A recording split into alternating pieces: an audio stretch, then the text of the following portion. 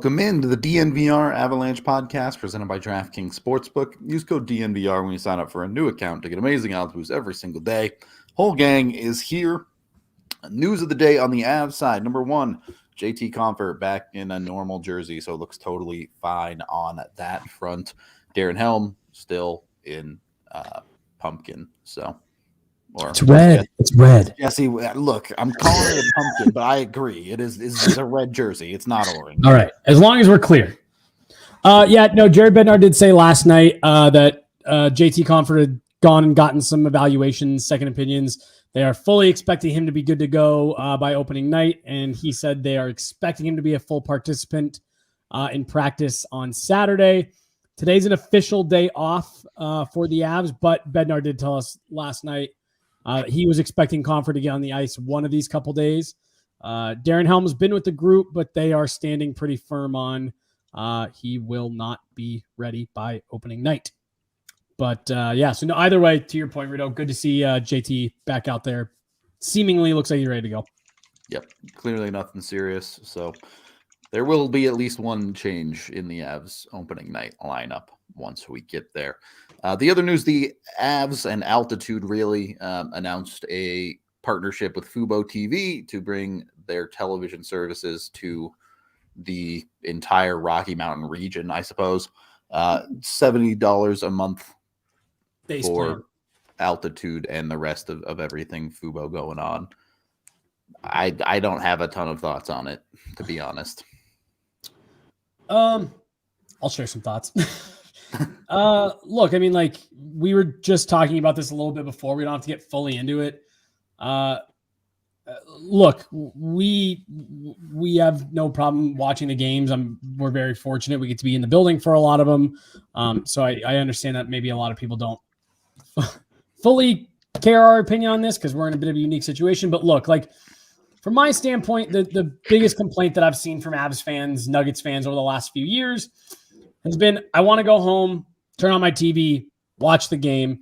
It's pretty well documented now. You can stream it. People know how to find it, all that good stuff. And to me, I think that's got to be at least a little bit of a disappointing part of this announcement today. We started seeing some of this buzz last night. Look, this is still kind of a bit of a roundabout solution. Yes, is this technically another option that's available on? Sure. But this is a pretty niche app, streaming app. Not a lot of people use it. It's a little pricey. It just, to me, this doesn't solve the root problem that a lot of people have with it. Yep. And again, like it's good that they're trying to find other solutions, I suppose, but at the end of the day, they know what solution it is that everyone wants, and continuing to kind of tap dance around all of this. Again, I just don't really think you're solving the solution. And even after today's big announcement, Evoca remains the best place to get Altitude because it's a third the cost of what Fubo is. Even after the first 3 months where it's $15 a month, it's only $25 after that compared to Fubo's $70. So right. And so I mean, again, good for Altitude, I guess. They got it somewhere else, but to me, this still doesn't really solve the root problem, and that's the disappointing part. Is it good that they're trying? Absolutely. Right. But the people that aren't watching the Avs are like my parents, where if they can't turn on the TV and find the channel the game is on, they're just not going to put it on. Yep. And this is a little closer, I guess, if you have a smart TV and you know how to download the app. It's a little bit easier maybe, but it's still not the equivalent to cable where you're going to get the casual fans tuning in with this. Yep. I mean, look, all I care about is the fact that we were told like 4 years ago that the deal was not viable. Yeah, that the deal that was sitting on the table from Comcast would bankrupt Altitude. And so Altitude has just gone without for 4 years. Right. And somehow isn't bankrupt, and we just keep having to deal with all this. And it's just like, I don't care. You both suck. Yeah. Honestly, trying to pick a side here, I don't know why we feel the need to pick a side. Both of these sides are led by billion-dollar companies people who have plenty of money to spend, and they're fighting over whatever they're fighting over, whatever the margin is, and everybody, the people that are losing out is us, and that's how it's always been. There's no bad guy in this. Like, there's no single bad guy. They're both garbage. They're both lying to you. They're both garbage, and we're getting screwed. It's tough to see them unveil Hockey Capital of USA today, and a lot of people are pointing out that it's been difficult to be named Hockey Capital and not be able to follow along this team as closely as it deserved. Yeah, like I said, that's just the disappointing part. Is it's still really hard to find it. If you're doing it through the means that they suggest, it can be expensive. And again, the part that Comcast is part of the reason why that gigantic company is fine just waiting this out. One, Denver is by far not their biggest market, and two, they know that for you to get Fubo, you need one of the two internet providers that are available in Denver, and the vast majority of people have Comcast or Xfinity and not CenturyLink, so they're like, well, you need our service anyways. To stream Fubo, you need our service. And again, that's another frustration that you've heard from people. I have my internet bundled in with them. I don't want to switch. Here's another problem here, and this is moving away from specifically Altitude and Comcast. The NHL and honestly all major sports are moving into this extremely expensive era where streaming is starting to take over, but it's not there yet. So right now, if you want to watch all of these sports, you need access to TV, you need access to multiple streaming services, and you need access to things like internet otherwise. So you're stuck in the middle right now where it's on TV sometimes, it's on streaming sometimes, and if you don't have both, you miss a significant portion of what you want to watch. It just sucks how much the fans are losing right now. So to that exact point, Rudo, I'm not ultra familiar with Fubo, but I saw someone pointed out on Twitter, we are getting to the point where all of this stuff is getting so divided out across different streaming platforms that to just have kind of like a basic catalog of the stuff that you like to watch, you need 2 or 3 different streaming services. And then the complaint is, I have all this other stuff that I don't watch, and I just want to be able to watch, whatever, Yellowstone. So I have to have this whole, I have to have Paramount Plus, but I also watch this. And it's like, wow, this sounds an awful lot like cable. It's crazy that we've moved away from cable, and now people are just reinventing cable with 9 different streaming services. And this is another example because someone pointed out Fubo does not currently offer TNT, which, for those of you that remember, once the Avs got out of the first round, I think they had 1 ESPN game and all of the rest were TNT. Last night's game was TNT. Opening night. And so it's just so hard. And to AJ's point earlier, it's disappointing because the only people that truly lose out, and this is the mantra for several years, but it's the fans. The fans are the only ones that are truly getting screwed, truly missing out, and are the only ones that, if you are trying to go in some of these roundabout ways, they're the only ones that are feeling it in their pocketbook. Megan, you're going to say something there? Yeah. I discovered Fubo because I did a free trial to watch World Juniors, which just is a testament to how niche it is, that it is a little inaccessible to more casual fans. I'm someone who wants to watch World Juniors in the middle of August, so I find Fubo. But we're talking about parents wanting to just be able to turn on a TV channel and watch hockey. It makes it a little less accessible, which is tough just for the growth of the game. Yep. So, yeah, I think that's kind of it. I think that's what there is for to them. say. This was compared to the way that they had hyped it up last night. We thought that they was going to be their own streaming service, and we were very curious. I was super curious what that rollout was going to look like because they do have some things that I would like to watch on Altitude. Yep. That I would be happy to pay for locally. Like, I would be happy to pay for Altitude to watch Nuggets games reliably. If the prices it would be great. exorbitant, I would absolutely want to support Altitude. Yeah, like but again, that's the I thing. want to support them, not the 50 other channels that Fubo has that I don't care about. Yeah, there's a 0% chance I'm getting FuboTV, dude. It's just not going to happen. But I like cool for them. But this is still this is just it feels for me anyway. It's just a different half measure that doesn't really address the real problem here. But they're in a tough spot, and what sucks is like the Kyle Keefes and Vic Lombardis and Mark Mosers of the world. Like it's not them. Yeah, like they're not the ones making the decisions. Now they're the ones fighting with people on Twitter about it. But I mean, that job sucks. You're the front-facing representative exactly. there. Like I've been there. It's like there are things. Sometimes there are going to be things that happen at DNVR where we're like, oh, that maybe isn't going to be great. It's not going to be us, per se. That's going to be. But we're going to be standing there in front. Yep. Taking some of that heat. So it's a tough spot for everybody to be in, and it really just sucks because again, the people who really lose out are everybody except the really rich guys in the room. Yep. Because people are being denied access to something that they absolutely, very obviously, and very clearly want access to. Yeah. Before we move on. Oh, sorry. No, go ahead. I was just going to add another piece of Avalanche news. I tweeted earlier about Jason Megna being put on waivers. Yep. No big surprise on that one. Yeah. Seems kind of weird. Like they've got 2 off days. Well, and Bednar actively saying like, you don't see anything happen till Sunday. Yeah. And then like Jason Megna's alone on waivers today.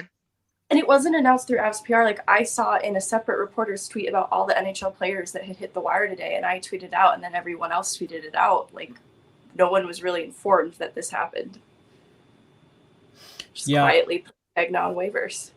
Well, and then to the point that whoever was just made, that he said last night, like Megan, it was your question, I think, where he said, don't expect anything till Sunday.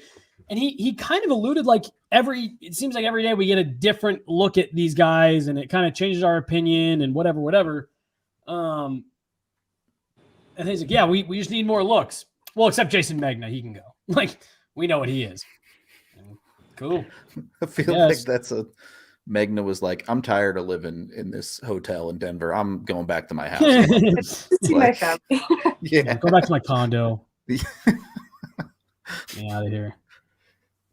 Maybe that's what it was. Who knows? It definitely a little weird that the way it came out, because usually the Avs are pretty good about sending out the list of guys where it's like, all right, we cut these dudes, but Megna slipping through the cracks.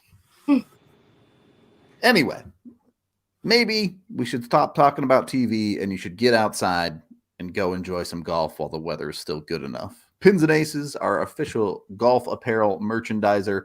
You can go over to them and get everything you need for the golf course, whether it be hats, clothes, spikes, you name it. They got you covered, including specifically their beer koozies for your bag. I guess it's beer sleeves. It's not beer koozies. The koozies like the single one, right?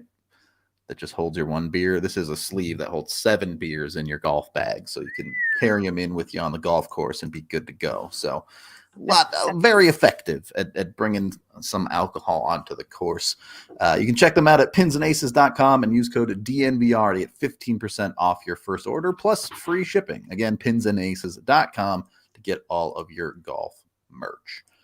Also brought to you by DraftKings Sportsbook, the #1 rated sportsbook app out there. You can bet on golf if you want. I don't know how to bet on golf, though. It's so hard to bet on that sport. Like, I even think betting on hockey is easier than betting on golf.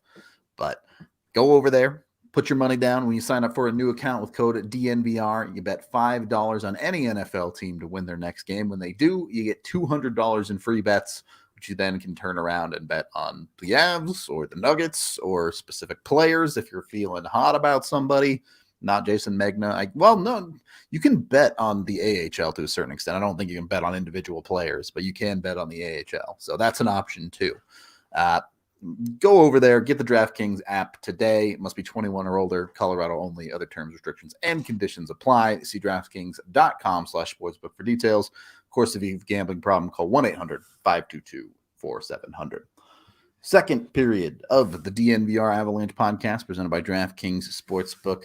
Let's get into the actual topic of today, and that starts with Jason Robertson signing. Can we real fast, just because I just want, this is just more kind of news. Do you guys have any thoughts on now looking at the list of all the sponsors that have pulled out from Hockey Canada for this year and long term? Do we have any thoughts or feels there? Or I hope everyone pulls out and they burn that organization to the ground. Yeah.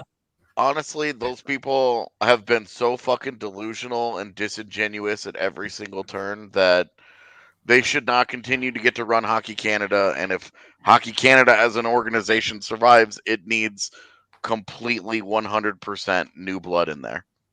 So you're not far off so far from your wish, Rudo. As of right now, it's the Keg, Swiss Chalet, Scotiabank, Canadian Tire, Bauer, Esso, TELUS, and Tim Hortons. So no big companies in that at all.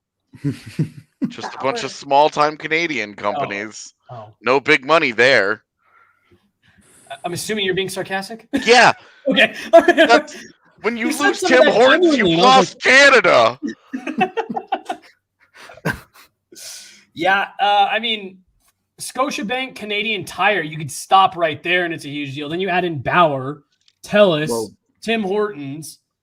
It's even bigger than that, right? Hockey Quebec said, we're not paying you guys fees anymore. So good. I just think I thought that was really interesting how it this all has kind of come about here in the last 48 hours with Tim Hortons being the first. And like, this is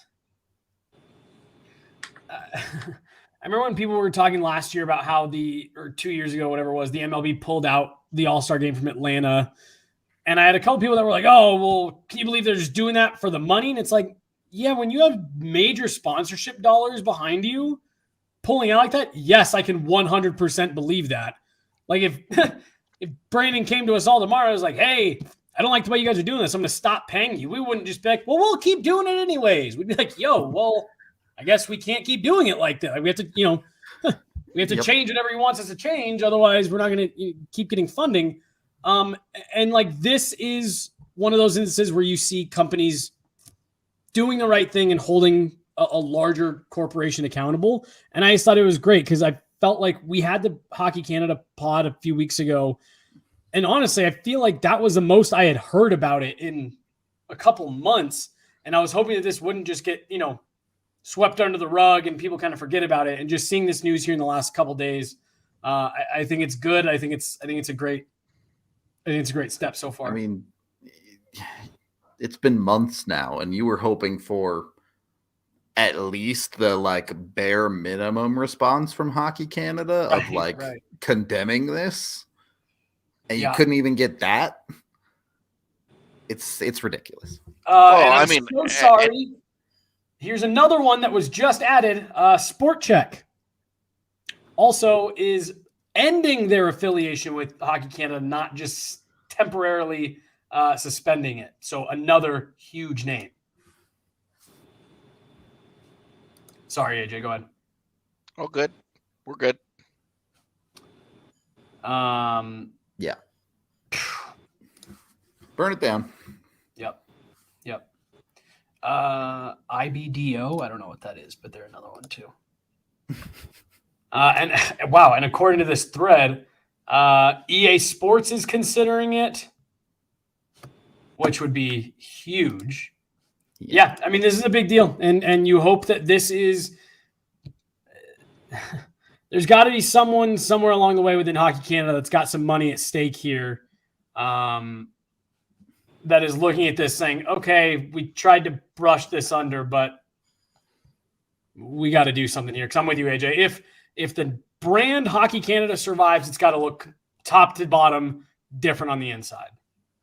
I honestly, if you were going to work for a reworked version of Hockey Canada, I would want it to be something different.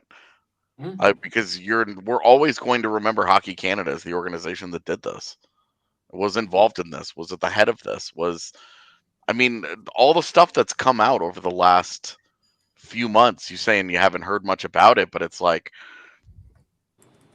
it's only gotten worse every time that something else comes out. You're just like, dude, this hole gets deeper. Well, and I guess that's what I meant. Like I've only heard it getting worse. Like it felt like the positive discourse around it, where people were really pushing for the change and all that stuff. Like they went out and handed out the medals at the women's world championships. And like that, to me, like it almost kind of felt like they were like, yep, see, we're not doing anything about it. And then we stopped hearing anything about trying to make this improve, there being major changes or whatever. So that's like, it's good to see this, really coming to a head today that, hey, there's big money sponsors that are saying we're not going to let you guys do this. And in a situation like this, I am not a cancel everybody kind of person, but in a situation like this, that's absolutely this what needs to happen.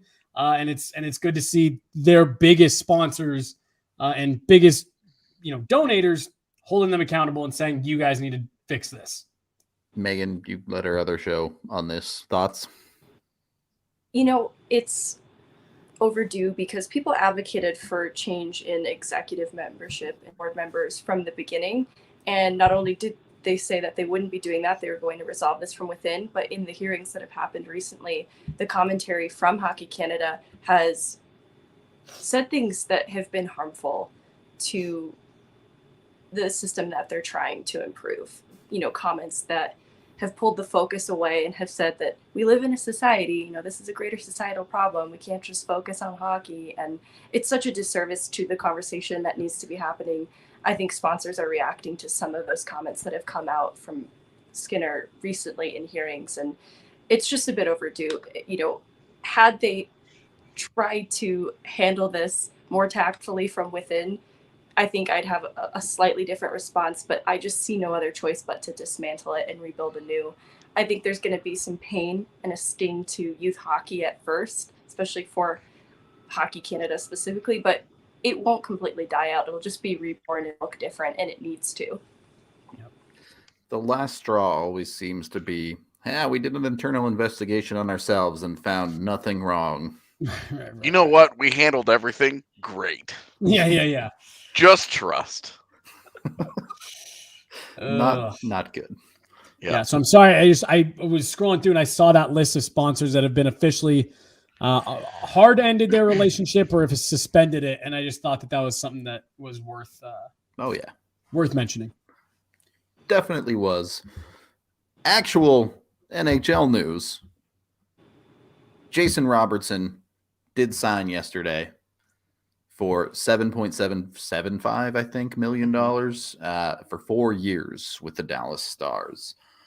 First of all, before we get into how this affects the Avs or anyone else, what'd y'all think of that contract? I don't get it. I don't understand how Jason Robertson got taken to the cleaners that badly. I thought for sure he'd get at least 8. I mean, Tim Stützle and Josh Norris, Nick Suzuki, these are all good hockey players. Jason Robertson has vastly outperformed all of them. And those are all deals. Those are all deals where the teams signed 8-year deals and said, these guys are not going to be worth $8 million in year one. Probably not in year one. But by the time we get to years 3, 4, 5, 6, we are very comfortable with the players there that we expect them to be at that price point, especially as the cap, as it will go up and that landscape will change. We're comfortable with those guys at that price point. The Stars on day one, the second that deal was signed, the Stars are getting maybe up to $2 million of a discount on Jason Robertson. Yep. Given his production, given his importance to that team. I mean, that guy's a 40-goal scorer. Yeah. 125 points in 128 games in his career. This was point per game guy. this is a guy that you're talking about. Like, he's the engine of that whole team. That whole team's offense needs Jason Robertson to go. If you look at the impact that Jason Robertson has when he's on the ice and how good the Stars are when he's on the ice versus when he's off the ice, he's the only reason that this is a team that anybody is afraid of. It's not the only reason that they're a playoff contender or anything, but like the only reason offensively that this is a team that anybody has any kind of fear of. Like, Jason Robertson makes it all work. Rupe Hintz is fine. Joe Pavelski's obviously a very good hockey player, but Jason Robertson ties it all together. He drives the shit out of that bus. Like, he got rocked in this. I don't understand how Jason Robertson's side thought that this was a good deal. Like, I just don't get where Robertson feels comfortable taking this kind of a contract. And for 4 years, had it been 7.75 for 2 years, you could be like, okay, I get it, because he's going to go out, he's going to score, he's going to have another couple of 40-goal seasons, he's going to push 100 points again, you know. And in 2 years, when the cap starts to go up, he's going to get $12 million. I completely would have understood that, but 4 years. That's going to put him in that really awkward range where he is underpaid for the heart of his prime, and then he's going to get to age 27. He's still going to be an RFA, which is shocking. He's still going to be an RFA at the end of this. What the hell was his side thinking? Well, and like, you know, we were talking about it last night, you know, in the media room, because it happened right after the game. And like, on one hand, you sit there and you're like, okay, well, Dallas didn't really have any more money than that. So, okay, cool. Maybe if you can't get anything more on the one, he should have maxed that. Like, the fact that it didn't hit 8. And then AJ, I'm fully with you.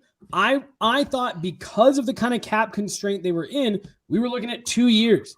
2 years with whatever amount of money they had left. This is now a huge bet on himself, because to your point, he's going to play through the heart of his prime on this deal. He's really still not going to have a ton of leverage when this deal comes to an end. And you just have to hope that his production, that he continues to be this type of player to be able to cash in now in 4 years. Like, he seriously could have just left a lot of money on the table for his career earnings. I'm with you, AJ. There's, even with the limited money availability, I'm just surprised that his side went for this deal with the way that it ended up being constructed. Yeah, it could be the difference. Like, you could be talking, and you're totally right in that the Stars just didn't have the money to give him the 8-year deal right now. Right. Where he gets $10 million, which is what he should be earning right now. But for him to accept 4 years, for 4 years, that's super weird. I saw the 7.75 and I was like, that's a 1 or 2 year deal. And then 4 years, that shocked me. This is day one highway robbery by the Stars. This is exactly the kind of thing that they needed in order to balance out the value they lose on both Ben and Seguin. Yep. Because that brings them back into a lot more of it helps. It helps. Because Tyler, I think Tyler Seguin's going to have a year, but Jamie Benn, I think, is at this point, I mean, you know, he's a 30 or 40 point guy getting more than double what he should be at this point. And that might be generous. I'm just. So I'm just blown away, man. The more I'm sitting here for talking about this, why would you sign a 4 year? Like what's the situation where his camp says yes, we want 4 years? Like, I'm trying to think from their side. Like, this isn't like this was their only option. And what's even worse is that because he's an RFA when this expires, his qualifying offer is the salary of the last year. It's only 9.3. Yeah. 9.3, if he continues to play the way that he has played and produce at that level, 9.3 will still be a steal. Mm-hmm. Like, honestly, I thought this deal was going to be closer to 9 than certainly than it is to 7. So to your point, AJ, like, cool, his qualifying offer in 4 years will be in the ballpark of what he probably would have been worth this year had Dallas had a little bit more cap flexibility. Well, and maybe there's a world where Dallas can afford that next deal on the next one, but realistically, you're going to go through something similar to what he did this year at the end of this contract. You're going to have another tough negotiating period with who knows how the outcome ends there. He will at least have arbitration rights that time, but does he really want to take a 1-year deal at that point in his career? Yeah, I mean, it sets up for a really weird. I just think Jesse said it right. He just left millions of dollars on the table. I think that's where this comes down to. He just did, and if it had been a 2-year deal at 7.75, you're saying maybe he left maybe like 2 or 3 million, maybe 2 to 4 million. And then he on gets the to table. sign a huge deal on an increased cap. It's fine. Exactly. Yeah. And you're like, oh, hey, he actually played this pretty well, and it ended up being okay. Like, he got what he could in that one deal, and then moved on. But this is, I mean, the 4-year deal, you're talking about him providing surplus value every day of that contract. He just, I don't know. He left a lot of money out there.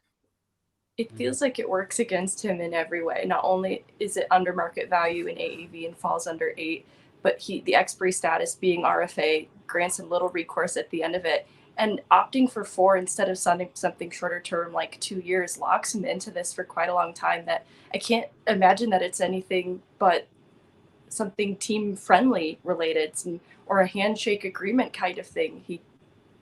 He had other options, I'm sure, in these discussions, especially with his agent, depending on how the negotiations played out, to at the very least ask for 8 or for 2 years.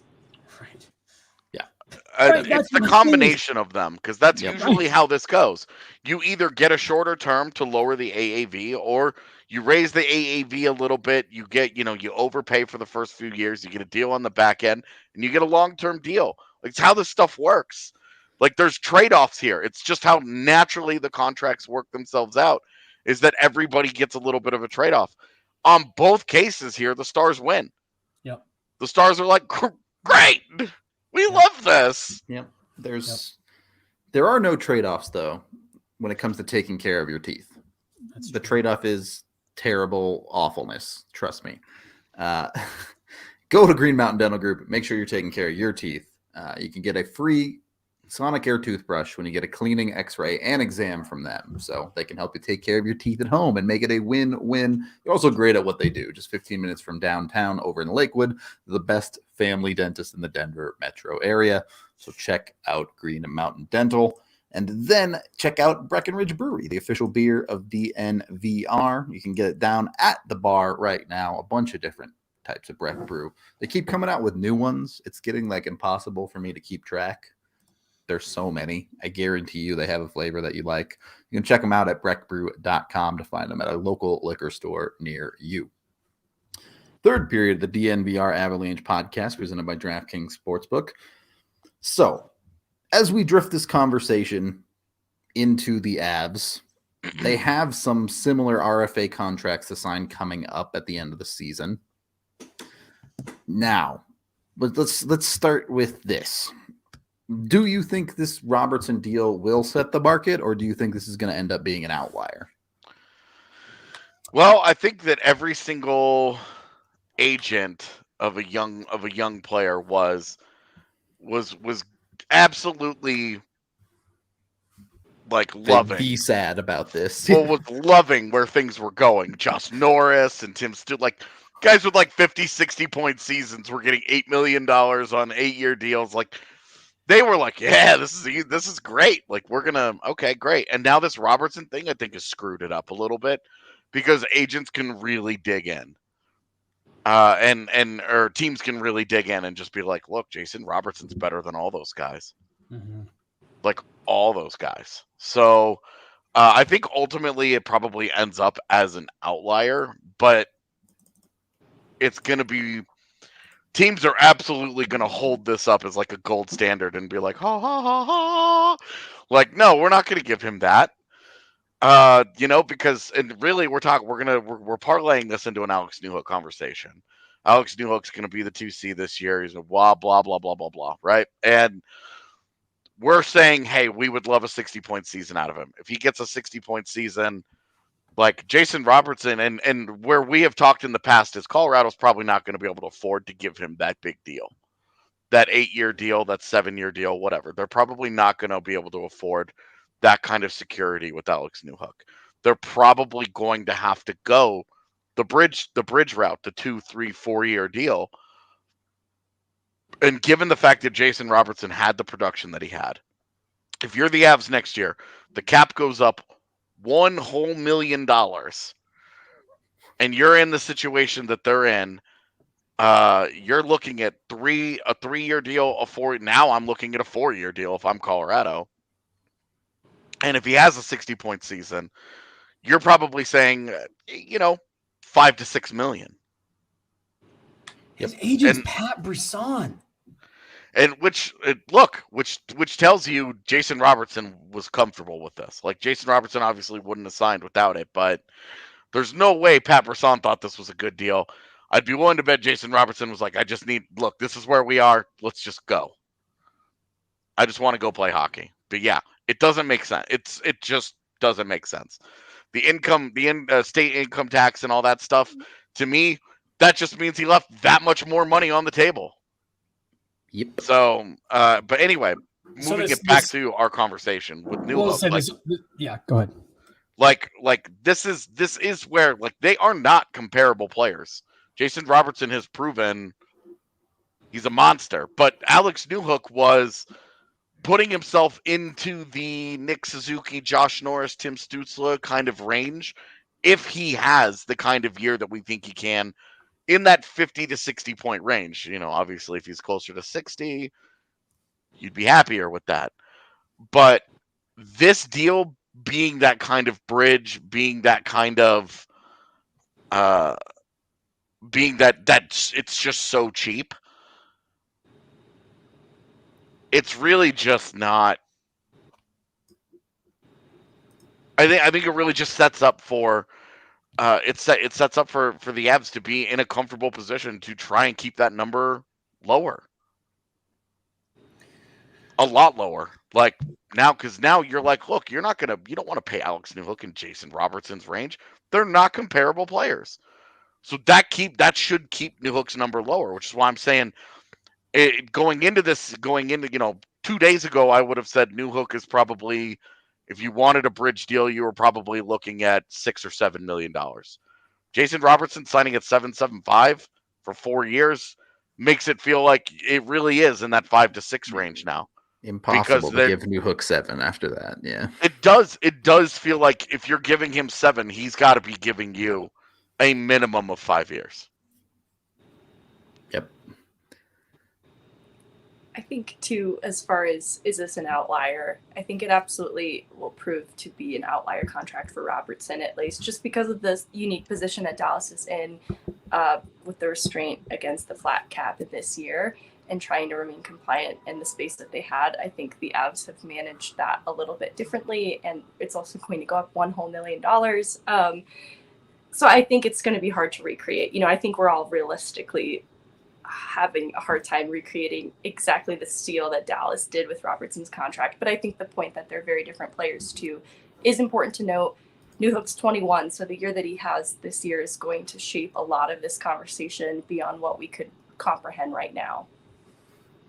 Definitely still way up in the air. If Newhook has a 30-point season, struggles in the 2C role, he's going to get a bridge deal worth like $3 million. It could. Yeah. This article from The Athletic, Saad Youssef, it's just kind of detailing. It's an interview with Pat Brisson, Jim Nill, What I'm taking from this is that Jason Robertson had no leverage. He made it clear early in the negotiations that he really, really wanted to get this done. He just wanted to be back skating. And I think the Stars just kind of were like, cool. We know you want to be here. We know you have no other options. And they straight up, it says in this article, they told him, we are not moving anybody to create more cap space for you. So the money we have is the money we have for this deal. I just can't get past the 4-year part. Yeah. They're bona fide top 6 players do not sign 4-year deals. You either sign 5, 6 plus, or you sign 1 or 2. No one in the top 6 signs these weird 4-year deals. Yeah, that's a JT Comfort deal. Exactly. Like that's a middle 6, a middle 6 guy kind of contract. I don't know. To me, it just blew me away. But I think it should, in theory, help the Avs just a little bit with Newhook next season, which will be important. Yeah. But we're talking about Alex Newhook signing a long-term deal and whatever money he's going to get. Like Alex Newhook's got a lot of points to score to get there. Yeah. There's still plenty of work to do on Newhook's side, no doubt about that. But it is an interesting... I'm curious, do you guys have more confidence in Bowen Byram or Alex Newhook getting, say, a long-term deal next summer?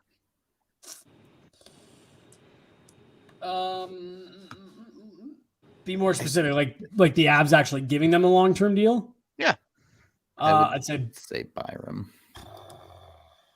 My concern is injury with Byram. Sure.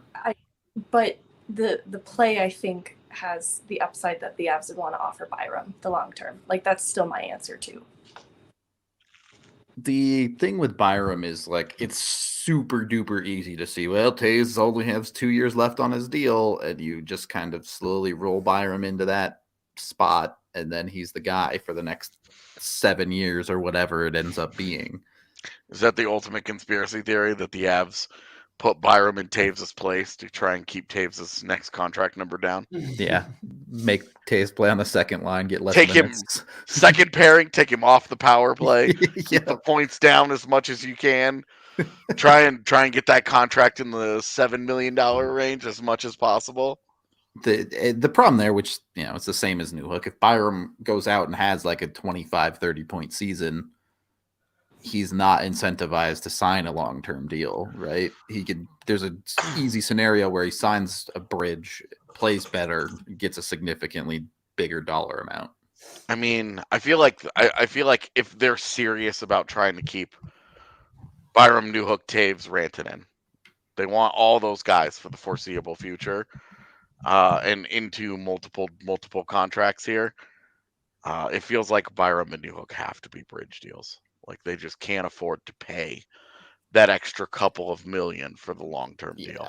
I've just accepted that Taves is going already, but yeah, I mean, and then you try and find the Gerard conversation where you're like, look, is Gerard's $5 million enough to keep all those guys together with whatever return you're going to get from him? Is that you, Paul Bissonnette?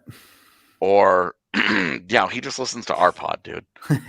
We've talked about this a bunch over the summer, but yep. I do wonder, I actually sat down and was trying to do the math here.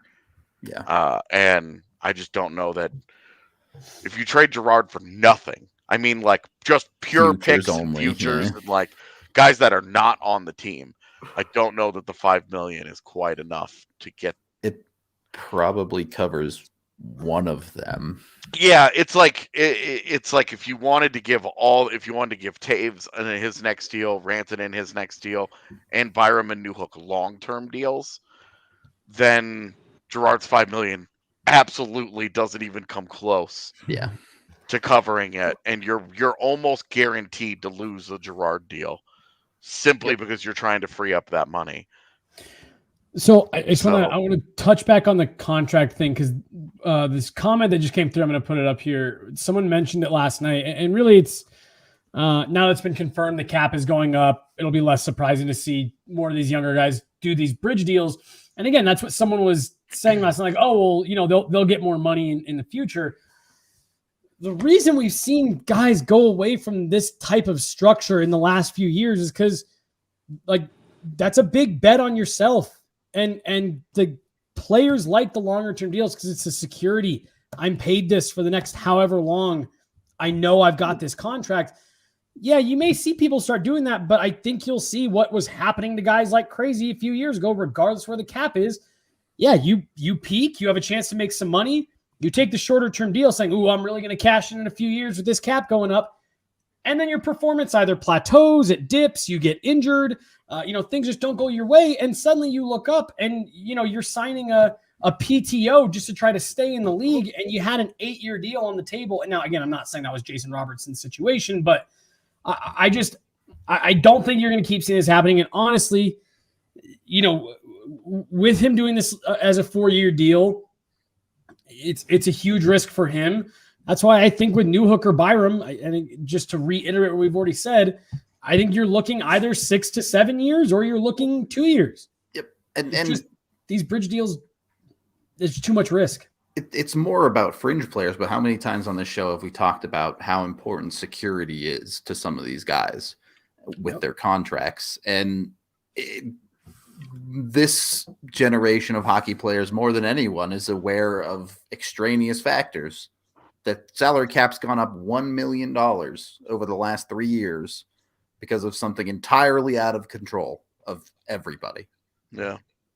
So even the promises of, hey, the salary cap's going up, don't worry about it, are not a sure thing. Right. Yeah, we hit another 2-month COVID pause this fall or some shit. Yep. And see ya to that going up. Yeah, I think this comment is actually backwards, talking about the CBA, saying that guys who are RFAs closer to the expiration of the CBA are more inclined to sign shorter deals, so they don't extend beyond into a CBA they don't know.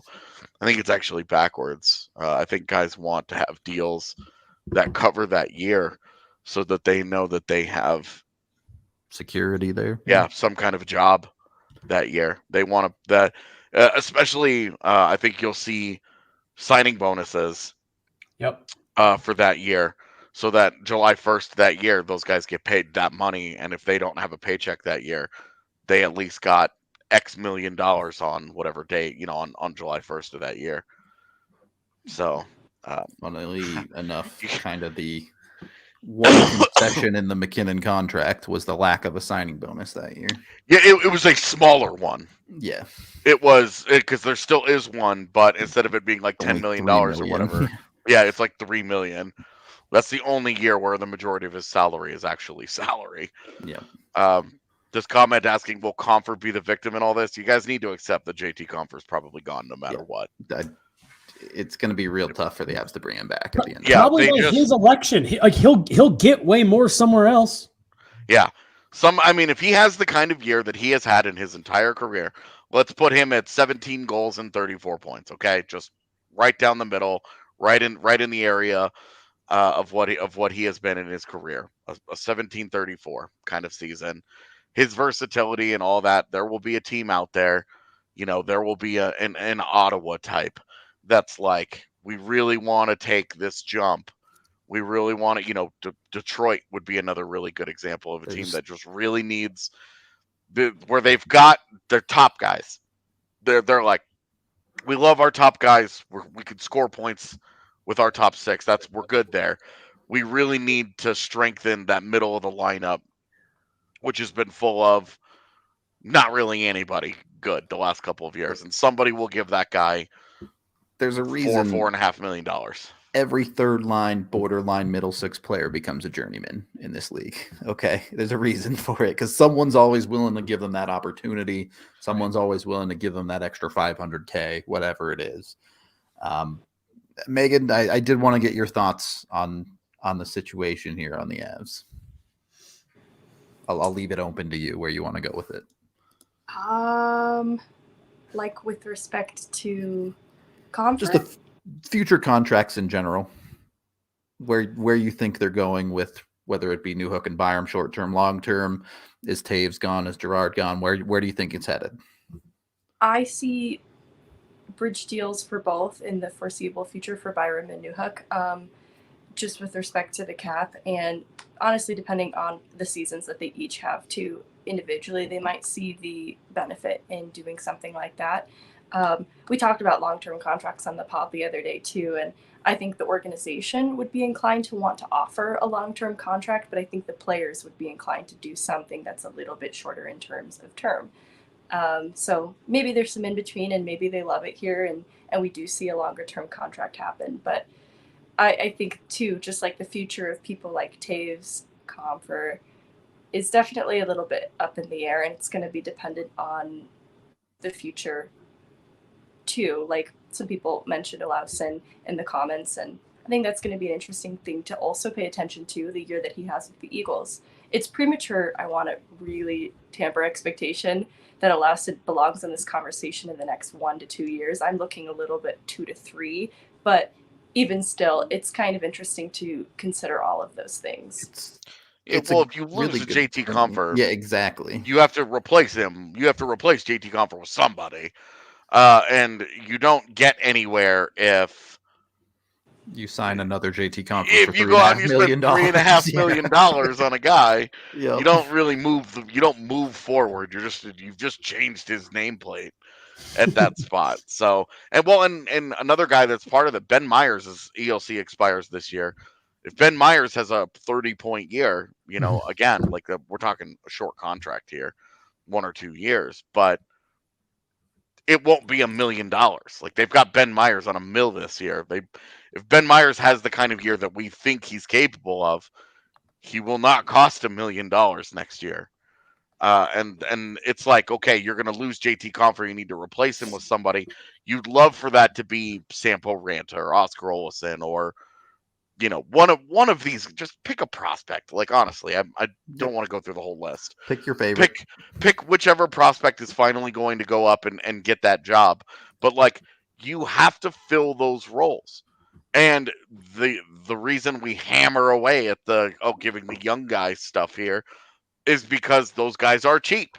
Those guys are on ELCs. Those guys are on $1 million deals. They're on $800K deals. Like those guys are cheap. And when you venture into free agency, look at Darren Helm and Andrew Cogliano, 1.25 for those guys.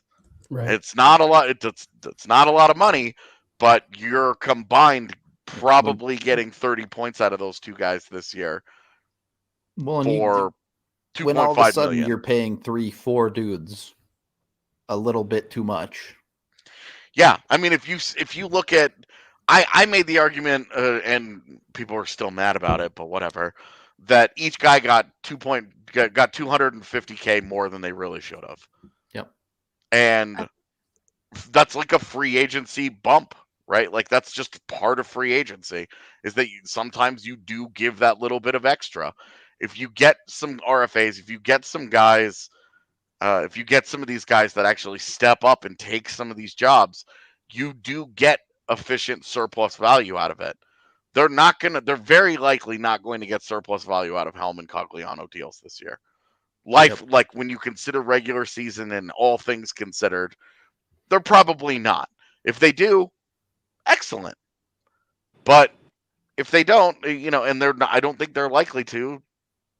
Okay, you're losing value there on bottom barrel contracts. They have to get a little bit. They have to get that surplus value somewhere, because that's how you stay competitive. Is that you have guys who outperform their deals. Your elite guys are great. You expect those guys to be at the tip top. Now you now have the highest paid player in the NHL starting next season. You're going to get surplus value out of a guy like Makar, out of Taves.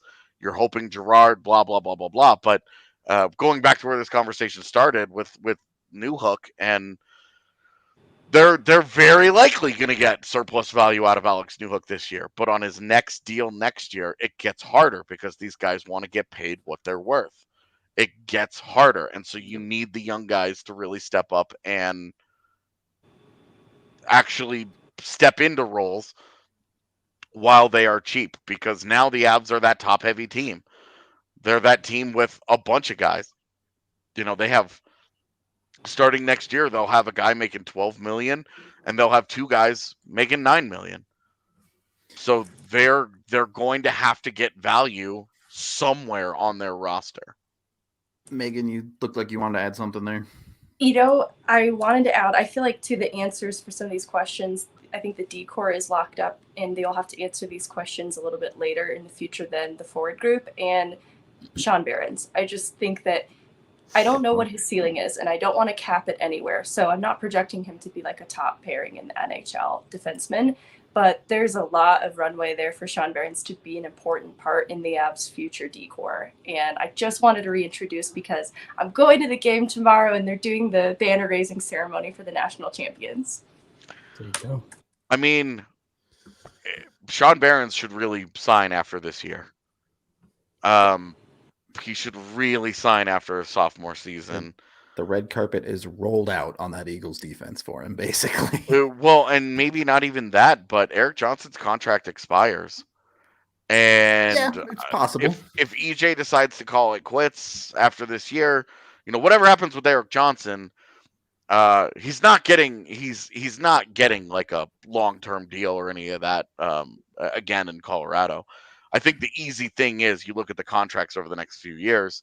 Sean Byrams replacing Eric Johnson is the obvious one-for-one there, with maybe Byrams ending up being the replacement for Taves in 2 years if they do want to give him a full year in the AHL first, which it's kind of been, they've done both, right? Like they gave the full year to Justin Barron, and Barron would have been a guy that would have pushed for the roster this year. Hellison would have been a guy that would have pushed for the roster this year had they not been involved in deadline deals. So it'll be interesting to see where Sean Byrams fits into that. Just don't treat him at the deadline. Keep Sean Byrams. Yes, he is left-handed. Speaking Please of, don't say anything about a trade. Sorry. Also, I think he's all but confirmed he's only staying on for the sophomore season, so I think we can expect to see him sign at the end of the year. Barring like a nightmare hellscape of a season, or something like what Matt Steinberg went through, where he just got hurt at the start of it, it would not make a ton of sense for Byrams to return for his junior year. Speaking of former DU defenseman, Will Butcher was in the press box last night. A healthy scratch for the Dallas Stars. Yeah. Oh, how the William mighty have Butcher. fallen. That insanely unsustainable rookie year turns out was totally unsustainable. No way. Yeah, like anybody that knew anything understood that he was not going to continue to score a power play point every single game. right. And that was where he was at the start of his career, like the first 30 or 40 games or whatever. He was scoring all the time. He was just rolling in secondary assists and power play points. And you're like, this is white noise. This is exactly what the numbers nerds call white noise. Like these are the things that they say are unsustainable. And he either has to convert those into primary points or you expect a major drop. And in Will Butcher's case, unfortunately, it was a major drop. Yep. Okay. Wrapping up the show here. First year. Any final thoughts? Contracts, Avs, otherwise? Good. Nope.